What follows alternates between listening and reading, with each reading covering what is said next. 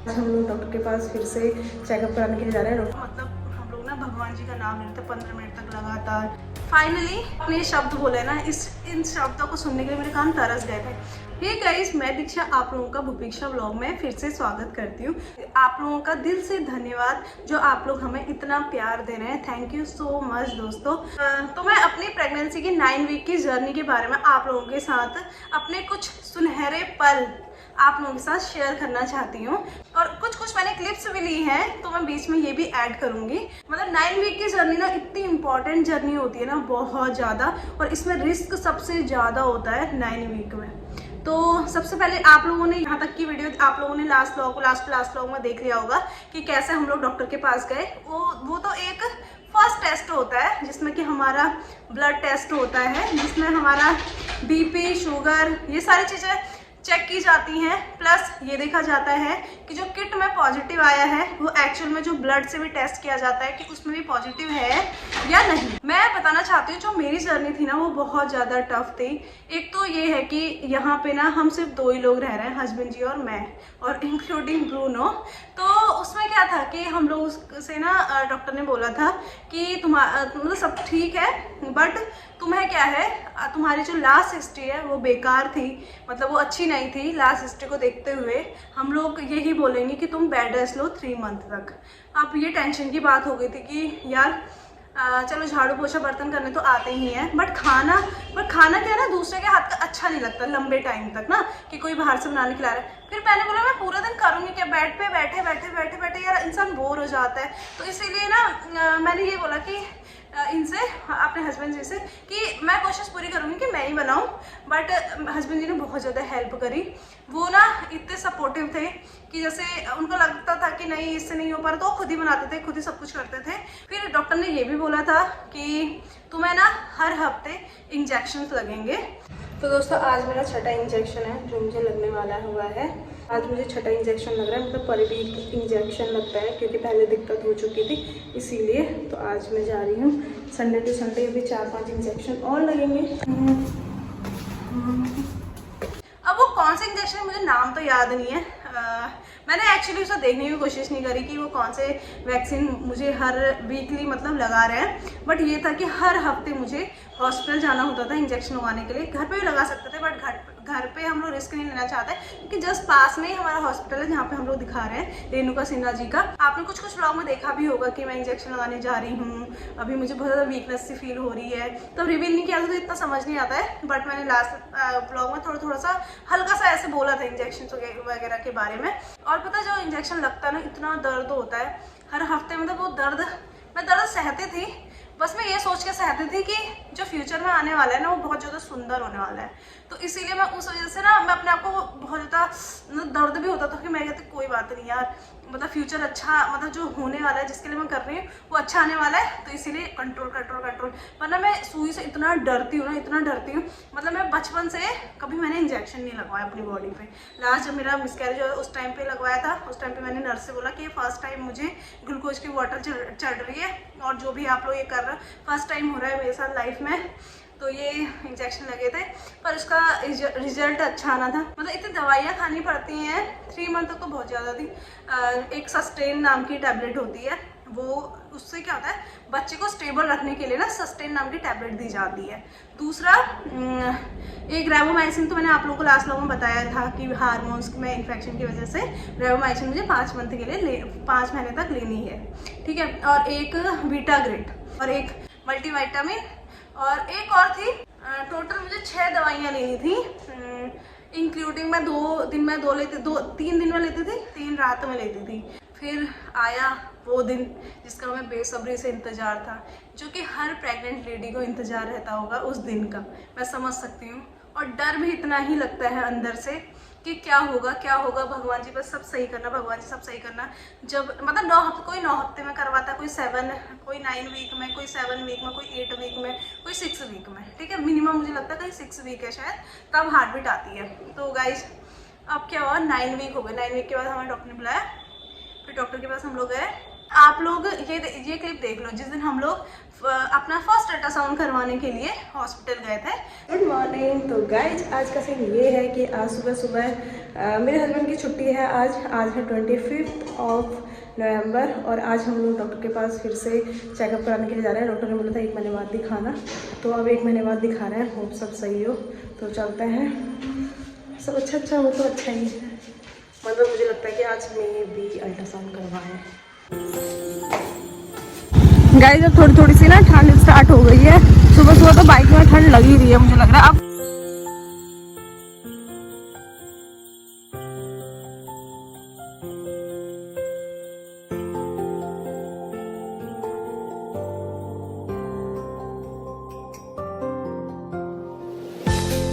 हमको अल्ट्रासाउंड कराने के लिए डॉक्टर ने बोला और ये आधार कार्ड कहाँ हुआ है मैं कॉल कर रही हूँ। और जो हमारे डॉक्टर है ना, अब हम लोग रहते हैं गाजीपुर सिटी में। अब यहाँ पे बहुत बड़े मतलब यहाँ पे सबसे बड़ा हॉस्पिटल ही वही है और सबसे अच्छा हॉस्पिटल माना जाता है। यहाँ से बाहर से भी आते हैं केस, क्योंकि डॉक्टर के ऊपर डिपेंड करता है कि वो कितना अच्छा है। सिटी डिपेंड नहीं करती। बट ये है कि जो मशीन है डॉक्टर की पर्सनल मशीन नहीं है अल्ट्रासाउंड की मशीन, तो हमें अल्ट्रासाउंड कराने बाहर जाना पड़ता था। तो वहाँ से वो रेफर करती थी तो बाहर से अल्ट्रासाउंड करवा के लाओ। सच बताइए ना, वो जो टाइम होता है ना जब रिपोर्ट आने वाली होती है भैया, मतलब इतना टेंशन वाला माहौल होता है, इतना टेंशन होता है ना, अंदर से बहुत ज़्यादा डर लगता है। क्योंकि फर्स्ट अगर तुम्हारा हिस्ट्री खराब जा चुकी है तो तुम्हें बहुत ज़्यादा डर लगेगा, बहुत ज़्यादा। तो गए बाहर, वहाँ से 1 किलोमीटर दूर था अल्ट्रासाउंड कराने की जगह, ठीक है।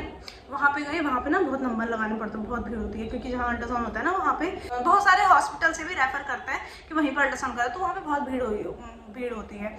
और फिर मेरा नंबर भी था, मतलब 1 घंटे बाद मेरा नंबर आया। उन्होंने बोला पानी पियो दबा के।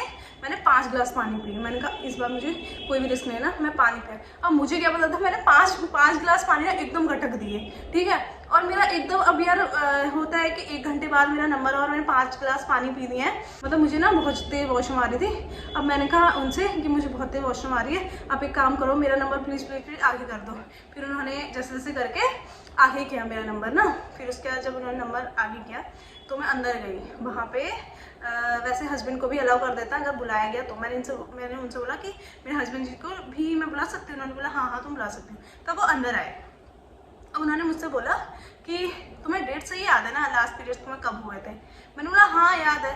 तब मुझे ऐसा डर सा लग गया। मैंने कहा यार ये ऐसा क्यों कह रहे हैं कि तुम्हें लास्ट पीरियड डेट याद है, कहीं कुछ गड़बड़ तो नहीं होने वाली। मैंने उनसे कुछ भी नहीं पूछा। आप बिलीव करोगे मैंने ये तक नहीं देखा कि बच्चा कितना हो गया है, मतलब कैसा दिख रहा है, हार्ट बीट तक नहीं पूछी। मैंने कुछ नहीं पूछा। बस मैं बाहर आई और मैं रोने लग गई। मेरा रोना शुरू, कम से कम 15 मिनट बाद रिपोर्ट आती है ना, तो मैं 15 मिनट तक लगातार रोई। मैंने उनसे बोला कि मेरे हस्बैंड जी ने भी कुछ नहीं बोला उनसे कि हमें कुछ सुनाओ या फिर कुछ भी। तो मैंने उनसे बोला कि यार पता नहीं, वो बोल रहे थे कि तुम्हें अपनी जो लास्ट डेट थी पीरियड्स को सही याद है ना। मैंने बोला यार मुझे लग रहा है कि इस बार भी कुछ ना कुछ पक्का गड़बड़ होती है। अब देखो क्या होगा। मतलब हम लोग ना भगवान जी का नाम ले रहे थे 15 मिनट तक लगातार, अपने इस देव का, महादेव, भगवान जी का, सबको याद कर रहे थे 15 मिनट तक लगातार। और मैं रोई जा रही थी और हस्बैंड भी बहुत ज़्यादा टेंशन में आ गए थे। दोनों ही टेंशन में थे एक्चुअली। फिर उसके बाद 15 मिनट बाद ही अंदर गए। अब हमें यार डॉक्टर वाली रिपोर्ट वगैरह फर्स्ट टाइम था ना, वो अल्ट्रासाउंड वगैरह सब, और उसमें समझ नहीं आया कि क्या लिखा है क्या नहीं लिखा। उन्होंने भी कुछ नहीं बताया क्योंकि डॉक्टर ही बताता है ना सब कुछ। फिर इन्होंने बोला कि अरे हार्ट बीट तो इसमें लिखी हुई है। मुझे लग रहा है कि हार्ट बीट है, सब नॉर्मल है। और हंस के ऐसे पहले अंदर से आए, एकदम ऐसे सीरियस होके आए। मैंने कहा पक्का कुछ गड़बड़ हो ही गई है। मैंने कहा छोड़ो।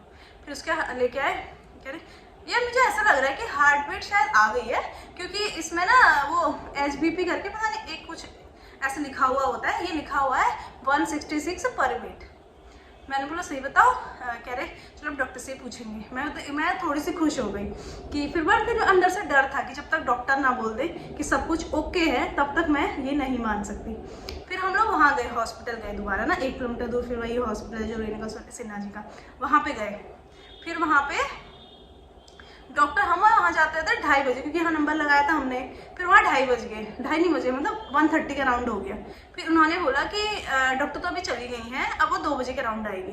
तो इन्होंने बोला, हस्बैंड जी ने क्या बोला कि चलो फिर घर वापस चलता है, बाद में पता कर लेंगे, बाद में आएंगे पूछने के लिए। मैंने कहा मेरा जब तक मैं पूछूंगी नहीं तब तक मैं खाना वाना नहीं खा सकती, मतलब मुझे टेंशन ही रहेगी, भले ही मैं आधा घंटा वेट कर लूँ। तो मैंने उनसे नर्स वगैरह से बोला, मैंने कहा आप प्लीज़ मेरी डॉक्टर से मुलाकात करा देना क्योंकि मैं वेट कर रही हूँ यहाँ पे। फिर लकीली उस टाइम पे ना डॉक्टर 15 मिनट में ही आ गई। फिर 15 मिनट बाद डॉक्टर के पास गए हम रिपोर्ट लेके, तो डॉक्टर ने बोला कि फाइनली डॉक्टर ने बोला कि आपका बेबी ग्रोथ अच्छा कर रहा है और इसकी हार्ट बीट पर रेट 166 पर मिनट है और वो सही है, सब कुछ ठीक है, बस अब अपना ध्यान रखना है। मैं सच बता रही हूँ, उस टाइम मुझे इतनी खुशी हुई ना, मैं मतलब डॉक्टर से बोला, मैंने कहा ma'am thank you so much. ये जो आपने ये शब्द बोले ना, इन शब्दों को सुनने के लिए मेरे कान तरस गए थे और हस्बैंड जी भी बहुत ज़्यादा खुश थे। वो खुशी ना मैं बयान नहीं कर सकती।